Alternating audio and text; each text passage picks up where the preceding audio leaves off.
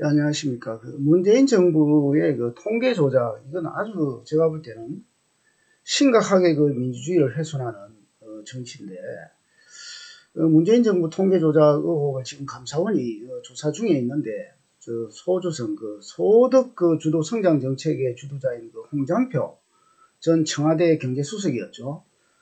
이 홍장표를 소환 조사할 예정이라고 합니다.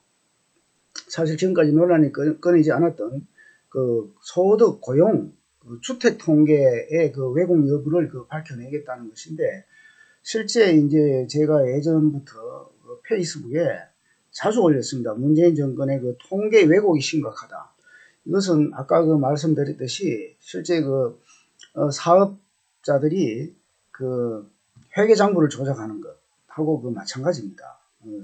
아주 공공의 이익을 훼손하는 사기 정치죠. 그래서 문재인 정부는 이념 편향 정책을 이제 강행하다가 고용 대란을 맞이하고 또 소득이 줄어들고 실업자가 늘고 이래서 또 집값은 2배, 3배로 뛰고 이런 부작용이 불거지니까 결국에 통계를 조작을 해서 뭔가 거짓말을 국민들을 상대로 해야 되겠다.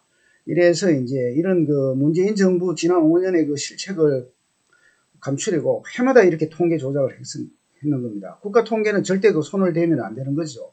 팩트 그대로 이제 해야 되는데 이게 이제 사실하면 국정의 건강을 흔드는 중대 범죄가 되는 겁니다. 그래서 철저히 진상을 가려야 하는데 문재인 정부가 소득 주도 성장을 내세우면서 최저임금을 이제 올리자 연간 취업자 증가 폭이 5천 명대로 곤두박질 치고 하위 20% 계층의 근로소득이 37% 급감했습니다. 실질적으로 일자리가 전부 다 없어지고 어느 식당에 가면은 전부 다 이제 주인 혼자 하거나 사람들을 이제 종업원들을 내쫓고 사실 지역에 따라 가지고 물가가 조금씩 다르기 때문에 저 시골에 가면은 시급 10,000원 안 받고 7, 8,000원 받고도 일할 사람들이 더 상당히 있습니다. 그렇다면 현지 사정을 전혀 고려하지 않고 일률적으로 이렇게 해버리니까 실업 대란이 일어나는 거죠. 그래서 이제 근로소득이 20% 하위 계층이 오히려 37%가 줄어든 겁니다. 이건 심각하게 사실 인민의 이익을 이해한다면서 국민의 이익을 철저하게 배반한 것이 문재인 정권 아니겠습니까? 문재인 정부는 이제 부작용을 기준 계산법을 바꾼 통계를 별도로 만들어서 최저임금 인상의 긍정 효과가 90%라고 해가지고 이렇게 사기를 쳤다는 겁니다. 그래 말을 안 듣는 통계청장을 한번 내보냈죠. 원래 이제 통계 조작을 하면 안 된다고 해서 버틴 통계청장을 내보내고 문재인 정권의 협조적인 통계청장으로 갈아치운 게 있습니다. 그래서 이 통계청장이 경제장관 회의에 참석해서 아예 노골적으로 얘기했습니다. 좋은 통계로 보답을 드리겠다 이런 식으로 문재인 정권에게 충성을 했죠. 또 탈원전 정책을 얘기하지 않을 수가 없는데 탈원전 정책을 밀어붙이려 수치를 조작하는 일도 서슴지 않았고 월성 1호기를 폐쇄하기 위해 한수원을 압박했지 않습니까? 그래서 원전 연장 운영의 경제성을 억지로 또 축소하고 이거 지금 재판받고 있습니다. 또 세금 폭탄 때리는 징벌적 부동산 정책을 합리화하려고 왜곡된 주택 통계를 골라서 선별적으로 이렇게 인용하기도 했습니다. 널리 사용되는 KB 금융 통계로는 서울 아파트 시세가 4년간 2배 가까이 폭등했는데 실제 우리가 주택 가격을 알려면 KB 들어가서 주택 가격을 알지 않습니까?